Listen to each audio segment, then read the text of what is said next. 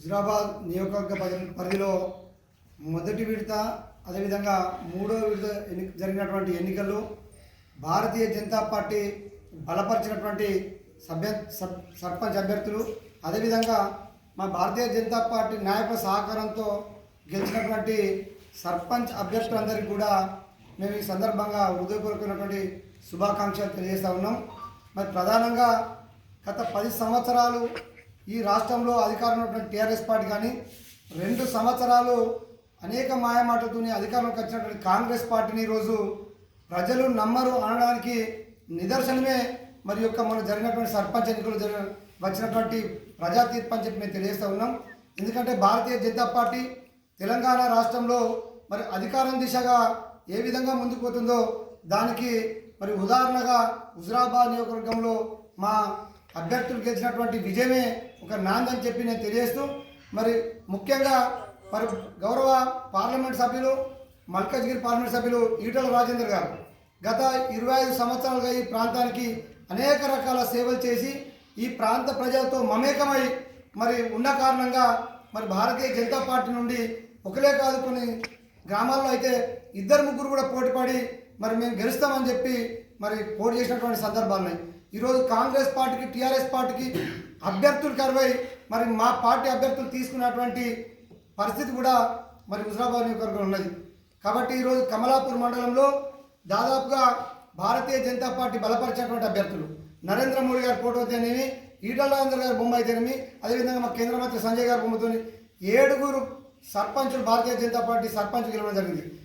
అదేవిధంగా మరి ఈటల రాజేందర్ గారి యొక్క మద్దతుతో వారి యొక్క అభిమానుల మద్దతుతో మరొక 5 ఇండిపెండెంట్ సర్పంచులు కూడా మరి ఈరోజు గెలవడం జరిగింది. మొత్తం 12 మంది సర్పంచులు కమలాపూర్ మండలంలో భారతీయ జనతా పార్టీ సర్పంచులు గెలిచారని మేము భావిస్తూ ఉన్నాం.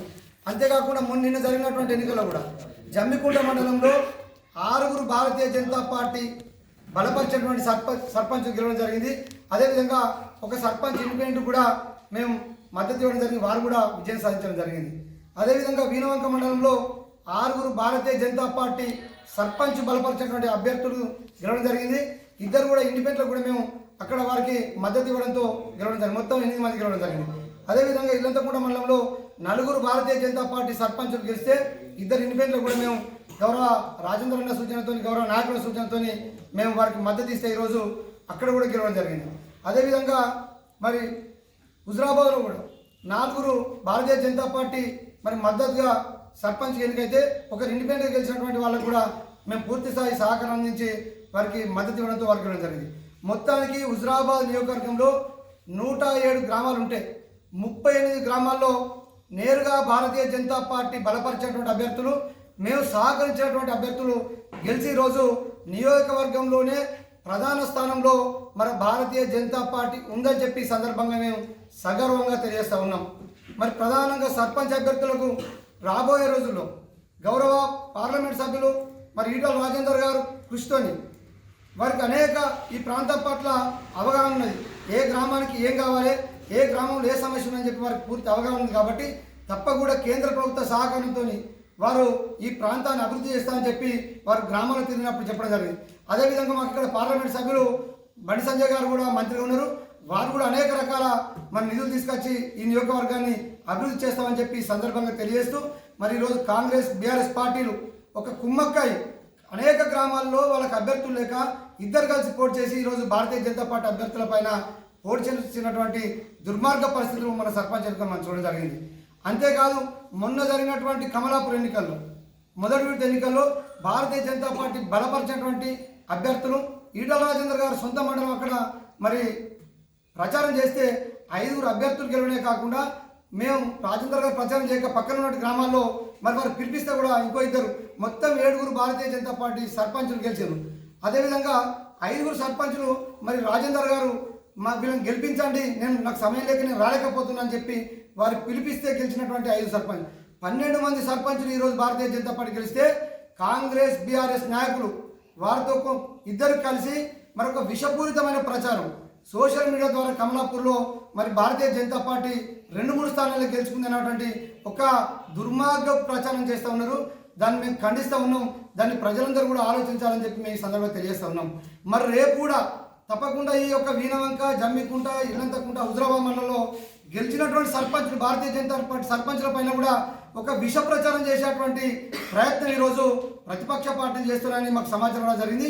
కాబట్టి ప్రజలకు మేము విజ్ఞప్తి చేస్తూ ఉన్నాం, మీరు ఏదైతే నిండు మనసుతోని మా భారతీయ జనతా పార్టీ బలపరిచేటువంటి సర్పంచులు గెలిపించారో మరి ఆ సర్పంచులందరూ కూడా మీ నమ్మకాన్ని వమ్ము చేయకుండా మీ గ్రామాల అభివృద్ధి కోసం తప్పకుండా కూడా మరి గౌరవ ఈటల రాజేందర్ గారు అయితేనేమి, బండి సంజయ్ గారి యొక్క సహకారంతో తప్పకుండా కూడా మీ ప్రాంతంలో అభివృద్ధి చేస్తారని చెప్పి నేను ఈ సందర్భంగా తెలియజేస్తూ మరి ఇప్పటికైనా కూడా ప్రజలందరూ కూడా భారతీయ జనతా పార్టీ వైపు చూస్తున్నారనే సంకేతం ఈ ఎన్నికల్లో రావడం జరిగింది. మరి రేపు రాబోయేటువంటి ఎంపీటీసీ, జెడ్పీటీసీ ఎన్నికలు అయితేనేమి, మున్సిపాలిటీ ఎన్నికలు అయితేనేమి, ఏ ఎన్నికలు వచ్చినా కూడా మరి భారతీయ జనతా పార్టీ ఈ యొక్క హుజరాబాద్లో విజయకేతనం ఎగురవేస్తానికి సర్పంచ్ ఎన్నికలు వచ్చినటువంటి రిజల్టే నేను ఉదాహరణ చెప్పి తెలియజేస్తూ తప్పకుండా కూడా ఈ ప్రాంతంలో మరి ఎందుకంటే 20 సంవత్సరాల ఈటల రాజేందర్ గారు అనేక రకాల వేలాది మందికి అనేక రకాలుగా ఆదుకున్నటువంటి చరిత్ర ఉన్నది. ఈ ప్రాంతంలో ప్రతి ఇంటికి ఒక కుటుంబ సభ్యులాగా, ఏ ఇంటిని తట్టినా మా ఇంటికి ఒక పెద్ద కొడుకులాగా రాజేందర్ పనిచేసిండని చెప్పి మరి భావించేటువంటి ప్రాంతం కాబట్టి వారు మల్కాజ్గిరి ఎంపీ అయినప్పటికీ మరి వారు వచ్చి ఒక పూట వచ్చి ఇక్కడికి వచ్చి ఒక పిలిపిస్తేనే మరి ఇంత పెద్ద ఎత్తున మరి సర్పంచ్ అభ్యర్థి గెలవడం జరిగింది.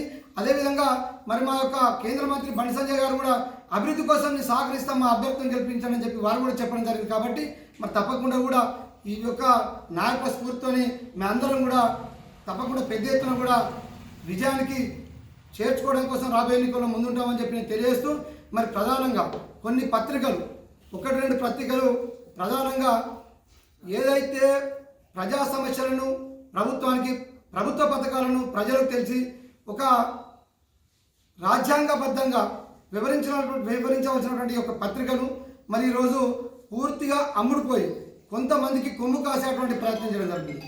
ముఖ్యంగా గౌరవ ఈటల రాజేందర్ గారి పైన ఆ పత్రికలు విషపూరితమైనటువంటి విషం చిమ్ముతూ మరి అనేక రకాల ఆరోపణలతో మరి ఈటల రాజేందర్ గారి యొక్క హుజరాబాద్లో గ్రాఫ్ తగ్గిందనేటువంటి ప్రయత్నం చేయడం కోసం అనేక రకాల ఆర్టికల్ రాస్తున్నట్టు మా దృష్టి రావడం జరిగింది. గతంలో 1-2 కూడా మరి ఆ పేపర్లో వచ్చినాయి.